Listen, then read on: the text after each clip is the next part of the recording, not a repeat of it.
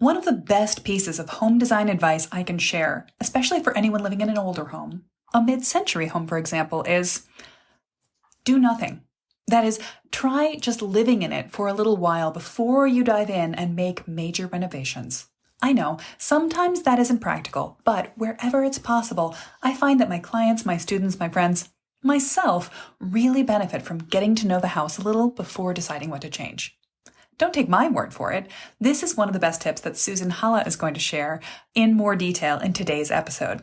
She is the mid-century vintage and preservation expert, and she's seen too many homeowners that regret losing irreplaceable quality and amazing original features when they jump into making changes to their homes too quickly.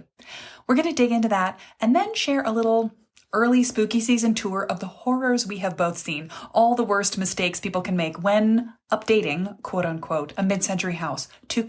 Hey there, welcome back to Mid-Mod Remodel. This is the show about updating MCM homes, helping you match a mid-century home to your modern life. I'm your host, Della Hansman, architect and mid-century ranch enthusiast. You're listening to episode 1811. Check out some of my previous chats with Susan in past episodes. Earlier this summer in 1803, and a few years ago in 1411. By the way, Make It Mid-Century, Susan's business, is one of my go-to references for anyone, any client of mine, anyone listening to this podcast who's hoping to repair or restore their mid-century modern or mid-century modest home's glory. She's got the starburst laminate, the stacked diamond front door kits, and the vintage tile hookups you're looking for. If you want a more general list of mid-century resources, I've pulled together an easy download with everything you need to get started. Grab that must-have mid-century ranch resources list today. When I first put it together, it had 57 articles, books, magazines, product suppliers, and more to check out. And over the years, I've added to it and added to it. I think it's now weighing in at well over 100. Honestly, I can't remember, but don't worry. This isn't heavy homework. It's a handy searchable list, easily broken down into favorite books, history, design, architects, movements, TV shows and movies you might want to check out, favorite magazines to thrift through, blogs to check out, Instagram accounts to follow, a starter guide of suppliers for furniture, a tile resource guide, and even a list of common mid-century house hazards to watch out for. Grab that list at midmod-midwest.com/resources. Or grab the transcript, show notes, and find the link to get onto the mailing list for Susan's amazing monthly mid-century email newsletter at midmod-midwest.com/1811. Let's get into it. What can you learn by living in your mid-century house for a while before you start making changes, before you take on your resto or your reno project?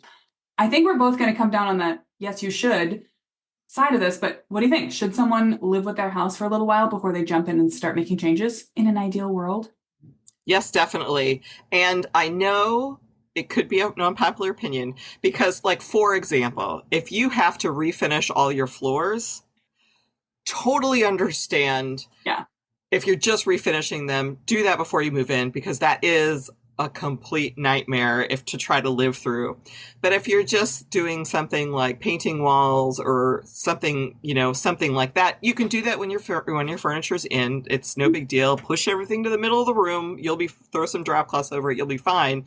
But especially if you're thinking about doing something completely drastic, tearing out a bathroom, tearing out a kitchen, wait and live with it for a while because you don't know how.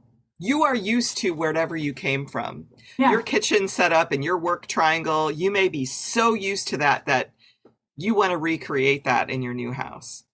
But until you've lived in your new house and you've spent 6 months, a year, whatever, just to see how it functions for you, that's going to tell you a lot of things. That'll tell you, wait, this setup is actually better than what I'm used to. Or, yes, I hate this, but you may learn things that you do love and you want to keep. So by living with everything for a while, it's going to teach you just remarkable amounts of stuff about your house before you undergo any sort of resto or reno. Yeah, I think that's absolutely true. And it's, we have occasionally people who come to us for a master plan who want to do the work before they move in as they've closed on a property. They haven't transferred locations yet. Sometimes that's the way it needs to happen, but I prefer to hear from someone how the house is or isn't working for them, their family, the way they communicate together, the way it causes them to socialize or pull apart, based on their experience. And I feel like we can go so much more deeply into design possibilities when we know those answers than we can when we're just speculating about the house will or won't work.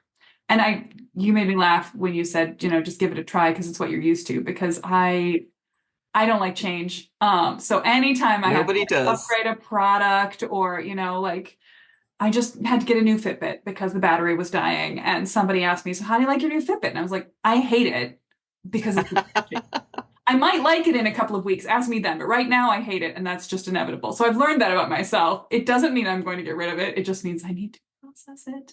But That's I think right. that I really hear that from my clients. They'll tell me when they moved into a mid-century house, they thought the first thing they were going to do was tear out XYZ, the bathroom, the kitchen, the basement with the paneling. But then they lived into it for a while and now their priorities have totally shifted. They may still want to make some dramatic changes to the house, but some of the things they thought they would change the most have changed from bugs to features. Now they really like it. Plus, you don't Mhm. know how some of those conveniences or the way the house is built into its site, the way the daylight moves through the house or the seasons change Mhm. that could really affect the way you like a detail or a space the way it is or realize it needs to change. So, yeah, there's a lot you can learn from being in the house. Do you feel like do you have anecdotes about this? Things people have thought they wanted to change right off, but then they got used to them and fell in love with them, maybe? I think there's a lot of people that think that I don't have any very specific anecdotes, but I mean, people just, they're like, yeah, I moved into this house and it really, I thought I was going to have to tear out the whole bathroom because the tile was falling off the wall and whatever. But, but you helped me figure out what I could do with it. And not Yeah. only did I save them a lot of money, but they realized how much they liked what they had. And now, once you get it fixed up so that tile's not falling off the wall or whatever, then people come in, they're like, oh, this is really cool. So cute. Is this Yeah. original? That sort of thing. So it's a lot of that, really.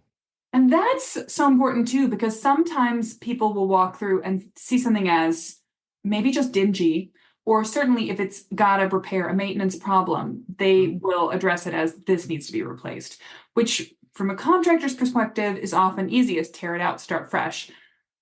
That's not the least expensive way to go about it often. And so for tile in bathrooms, for, oh my gosh, for original mid-century windows, the default, the thing the realtor said to you at closing was, and as soon as you tear out that bathroom, as soon as you replace all those windows, you'll love it.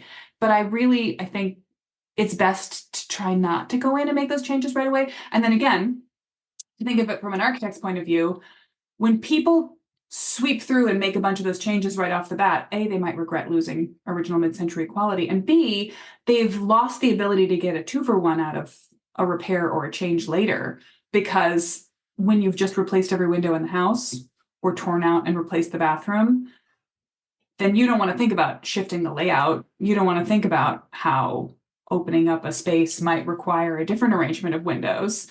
So you've lost the ability to make considered changes by making a big change. And as I need to use this argument more, I think it costs a lot more money to change things right off the bat. I agree. I Think mean, think about. about the fact that if you spend a whole lot of money, make all these changes before you get into a home, and then you move into the home and you hate it because you're not using it in the way that you thought you would, that's a waste of money. Yeah. Whereas if you live in it for a while, you can really see what you don't like about what you have and what you do like about what you have. So you'll be able to get both sides of the coin figured out by living in it for a while.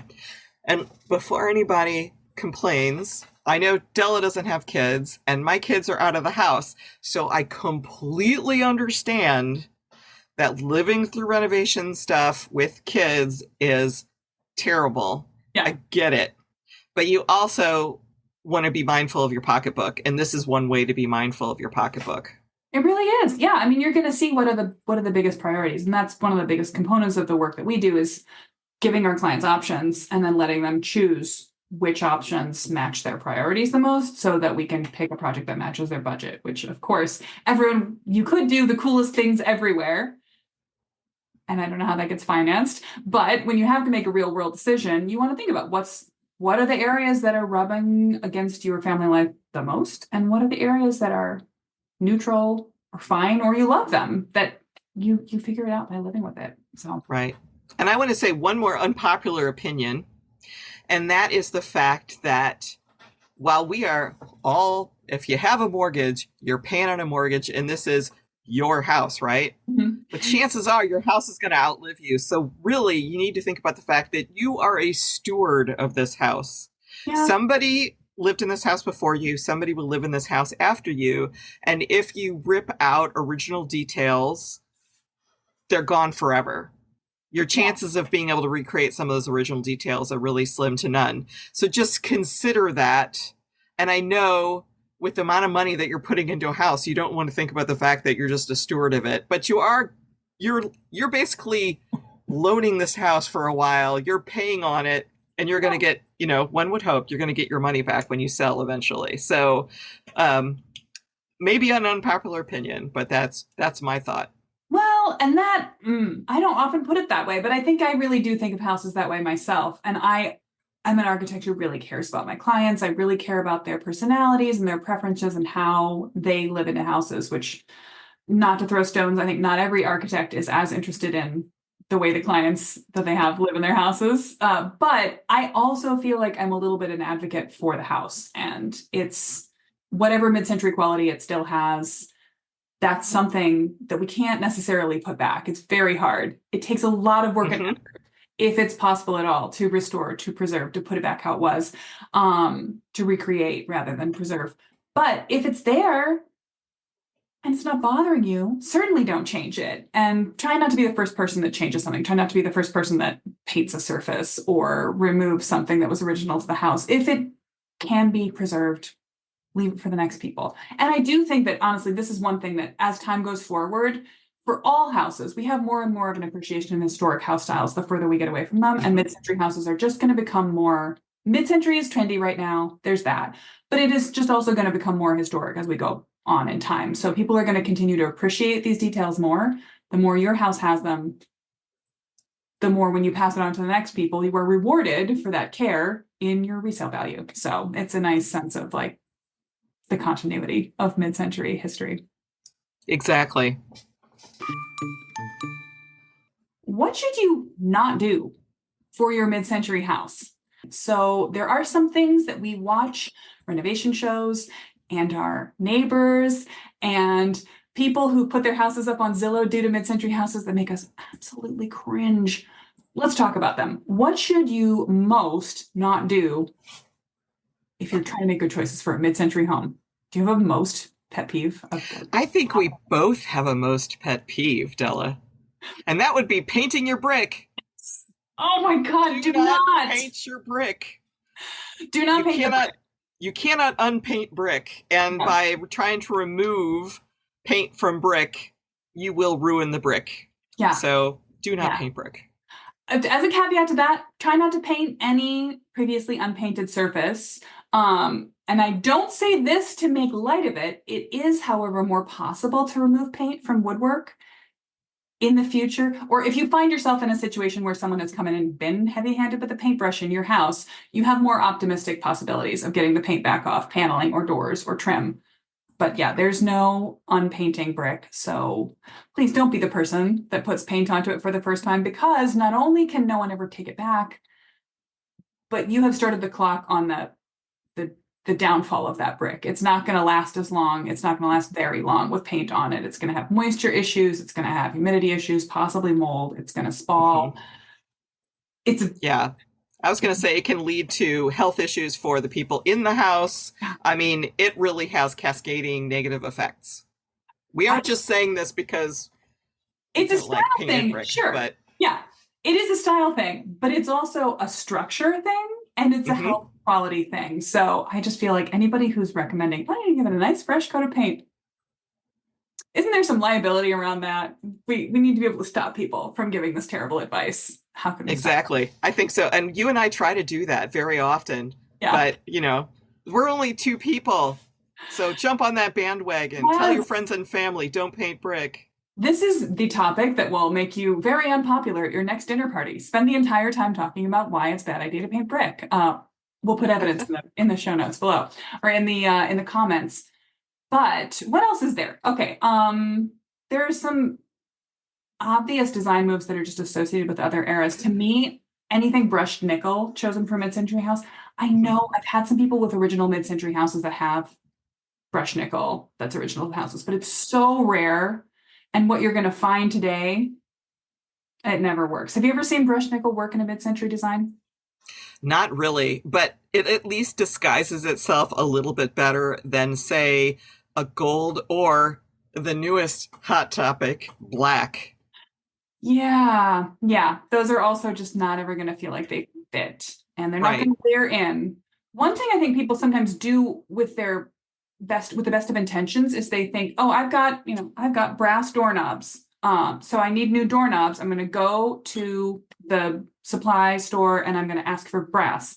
No, because the brass you get now is anodized and it's going to look Mhm. Victorian from now until forever. It's never going to get this patina. It's never going to get that sort of aged quality. So what you want instead is whatever they're marketing as like aged bronze or maybe it's going to have a different name at every manufacturer, every window, every hardware, every sort of lighting fixture is going to have a different name. But you're looking for that sort Always, of, it already has a yeah. patina on it. Faux Get a low. sample and start walking around and holding it up to things, that sort of thing. But if we're going to talk about your door back there, let's also say don't go through your house and replace all your doors, Oh my God. Yes. especially with paneled doors. Don't Don't do replace it. real slab doors with fake 6 panel doors. Yeah. Yes. This happens so often. So many houses that come through my on my design drawing boards have been flipped by a previous owner, and somebody tore out all of the original doors and put in fake 6 panel doors, and they Hmm. look honestly they look ridiculous. Yes. Um, I can say that because I have a finished basement, so it didn't have original doors, but they put in the like really terrible plastic 6 panel doors in all of the basement rooms. So I've slowly been replacing them. And where I live in St. Louis, we live on an alley system. And so when people don't want stuff, they put it out in the alley. They don't put it in the dumpster so that people can scavenge it. So I have scavenged 4 doors that I have since replaced 4 of those 6 doors I have to replace in my basement. So Amazing. I exactly. mean, And shame for those free. houses, but hooray for you. Right, exactly. I definitely, my neighbor across the street, bless her, she's been making more I hope she doesn't watch this. I hope she doesn't watch this too. Hey, Jamie.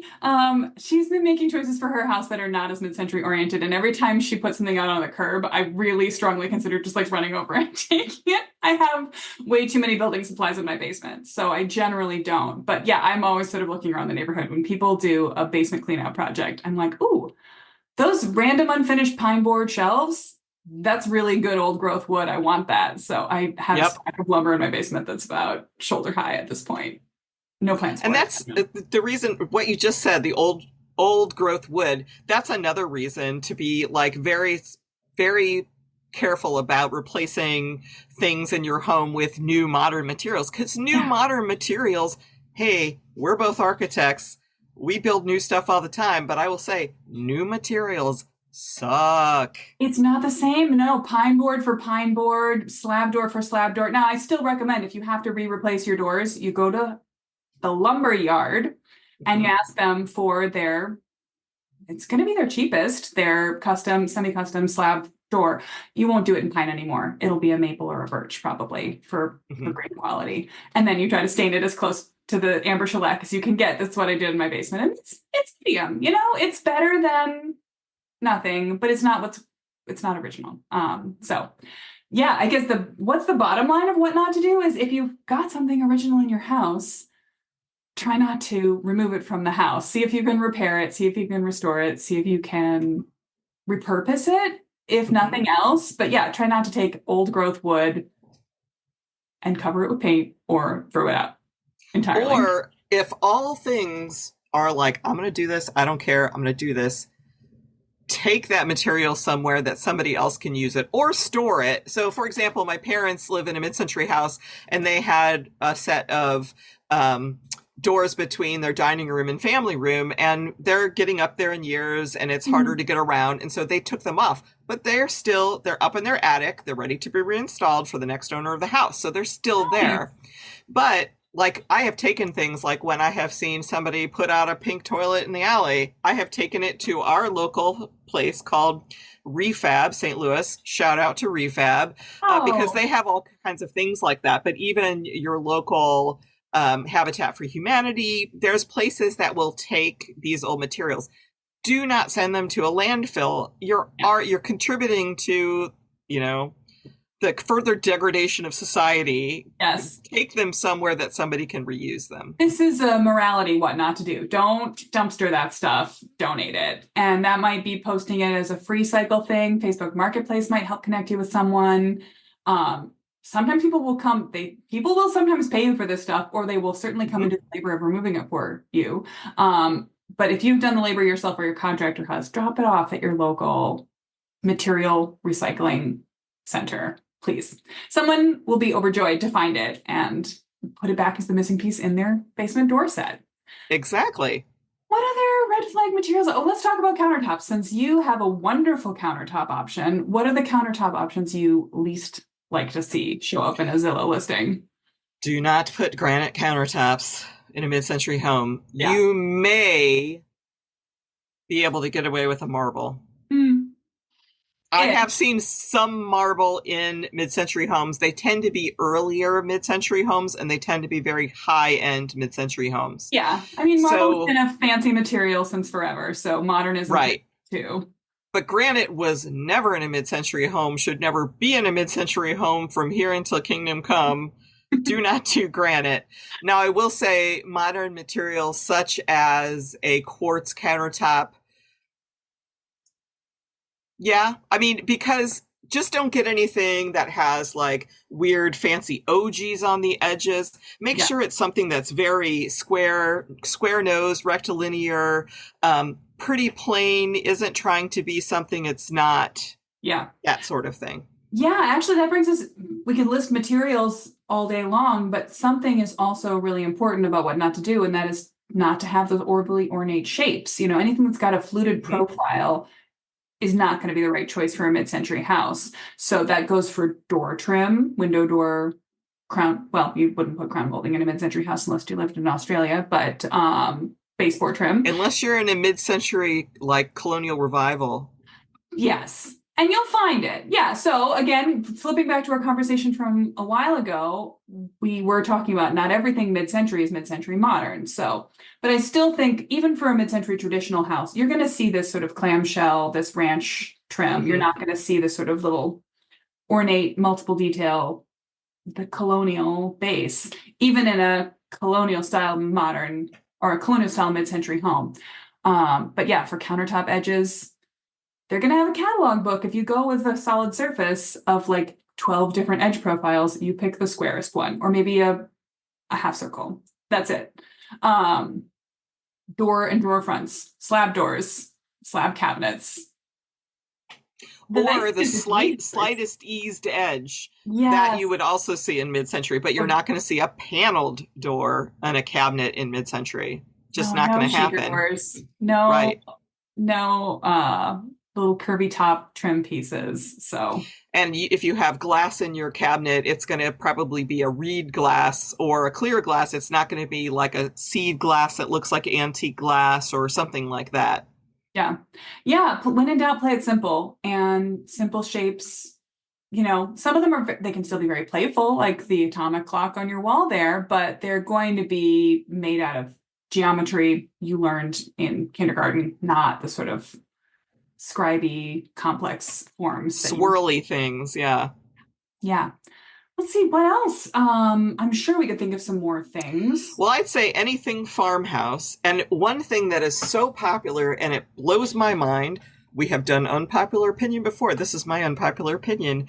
I hate farmhouse sinks with one section in them. One farmhouse sinks, you wouldn't have that in a mid-century house. You would not have that front face of the sink protruding out. You just wouldn't have it. Mm-hmm. And I don't know, what do people do with their dishes that are draining? You can't put everything in the dishwasher. Don't ask my husband, because my husband thinks you can put everything in the dishwasher, but you can't. So you always have to have dishes out draining. So where do you put it when you have one sink? I don't know. I think the designers of those modern farmhouse things do assume that everything goes in a dishwasher. If it doesn't fit in one, why not two dishwashers? But as a designer of mid-century kitchen remodels, let me tell you, you do not have room for two dishwashers. Right. So you Although might have a little room for a I've sink. seen two dishwashers in a kosher home, in a kosher mid-century home. So that's when it would make sense. Yeah, So. it needs to go to the top of the line, and we need to devote a lot of space to kitchen to make that happen. Yeah. Yeah, I think just anything, if it's labeled farmhouse, if it's labeled shaker, if it's labeled, yeah, try, it might not be labeled mid-century and still be perfectly appropriate, but if it's labeled that it's for another design era, it doesn't belong in your mid-century house. Right. And if it's a design trend that you've seen a lot of, chances are it doesn't belong in your house. Two examples that I can think of right away are waterfall edges on countertops, especially on islands. Mm-hmm. That was a very 2000s thing. 2010s thing is the ceramic tile that looks like wood, that is like, say, 8 by 16 or whatever. Yeah. Not a mid-century thing. You will see it all over the place. Shiplap. You would not see that in a mid-century home. Yeah. Do not put it in your home. If you want wood on the walls, go for paneling, because that would be in a mid-century house. Yeah. Or big slabs of plywood also works. So yeah. You can go with the tongue and groove. The what is it? The Pickwick pine, if you really want to go like 1950s basement, or slabs, but yeah, not shiplap. I think if you find yourself flipping through magazines and you see a detail over and over again, and this has happened to me, it starts to light you up. Honestly, if you see it more than 3 or 4 times, reevaluate your choice, because that means it's coming into trend, and anything that comes into trend will go out of trend again. Or like our last conversation, like if it's those tiles, for example, just buy 3 of them, put them on the floor, live with them for 6 months. Yeah. Test it out. See if you really like it. I think and get samples this is less of a what not to do and more of a what to do, but especially whenever you're trying to work with any of the original mid-century materials in the house, everything that comes into the house needs to learn how to play nicely with those pieces. So getting samples of new hardware, new wood stains, new tile finishes, and making sure that they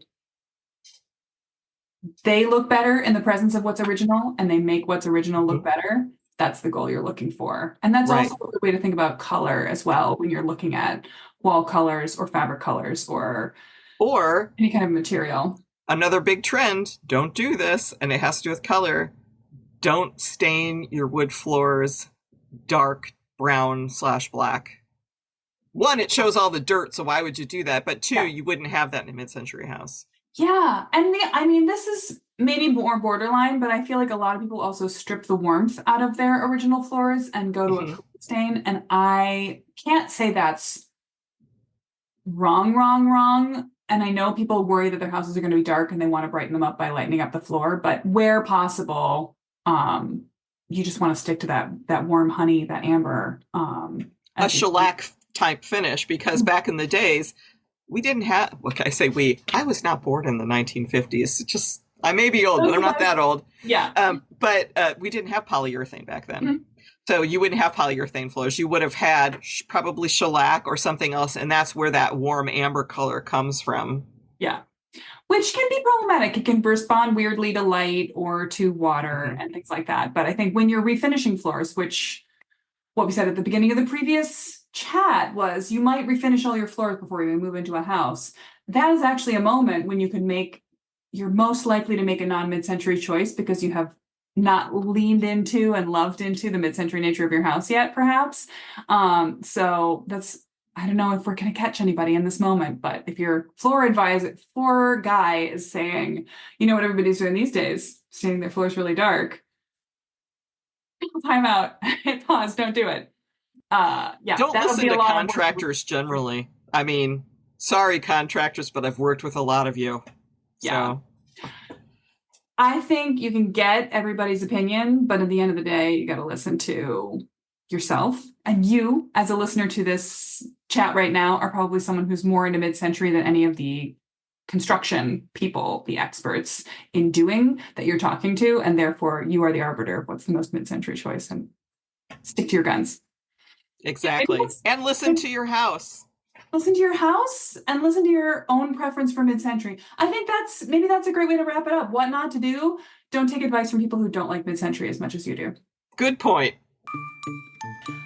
So there you have it. Unless you are in a huge, unbeatable rush, try living with your mid-century house, at least for a little while. Even a few weeks or months in the space can tell you so much about the way it feels, what spaces flow nicely or don't, where the daylight tempts you to linger, where you're falling in love with an old built-in you thought was super awkward on day one. You will not regret this time. Get the transcript of this chat at midmod-midwest.com/1811 and then pop over to our social media to weigh in. What are your biggest pet peeves about bad mid-century updates? Do you agree with Susan and I? Do you have your own?